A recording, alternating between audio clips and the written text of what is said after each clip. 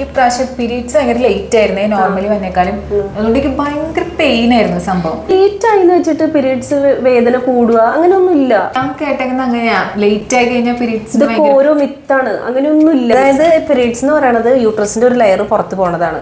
നമ്മുടെ അവിടുത്തെ muscles contracted ആകും. ആ കൺട്രാക്റ്റഡ് ആവുന്നതിന്റെ പെയിൻ ആണ് ഈ പീരീഡ്സ് പെയിൻ എന്ന് പറഞ്ഞ് നമുക്ക് തോന്നുന്നത്. നമ്മുടെ മസിൽസ് സ്ട്രോങ് ആണെങ്കിൽ നമുക്ക് ആ പെയിൻ ഉണ്ടാവില്ല. പെയിൻ ഉള്ളവർ ചെയ്യേണ്ടത് മസിൽസിനെ സ്ട്രോങ് ആക്കുക. അതിന് പ്രോട്ടീൻ റിച്ച് ആയിട്ടുള്ള ഫുഡ് കഴിക്കുക, ജിം വർക്ക്ഔട്ട്സ് ചെയ്യുക, സ്ട്രെങ്ത് ട്രെയിനിങ് ചെയ്യുക, മസിൽസ് സ്ട്രോങ് ഡെയിലി റുട്ടീനായിട്ട് ചെയ്യണം. പീരീഡ്സ് എന്ന് പറയുന്നത് നമ്മൾ സ്ട്രഗിൾ ചെയ്യാനുള്ളതല്ല. കാരണം എല്ലാ മാസവും നമുക്ക് ഈ മെൻസ്ട്രൽ സൈക്കിൾ 2 ദിവസം ലീവ് എടുക്കുന്നത് പോസിബിൾ അല്ലല്ലോ. അതിനെ നമ്മൾ സ്ട്രെങ്ത് ആക്കി എടുത്തു കഴിഞ്ഞാൽ അതിനെ ബെയർ ചെയ്യാൻ പറ്റും. നമുക്ക് മസിൽസിനെ സ്ട്രോങ് ആക്കാനായിട്ട് നമുക്ക് കുറെ ക്രൈറ്റീരിയാസ് ഉണ്ട്.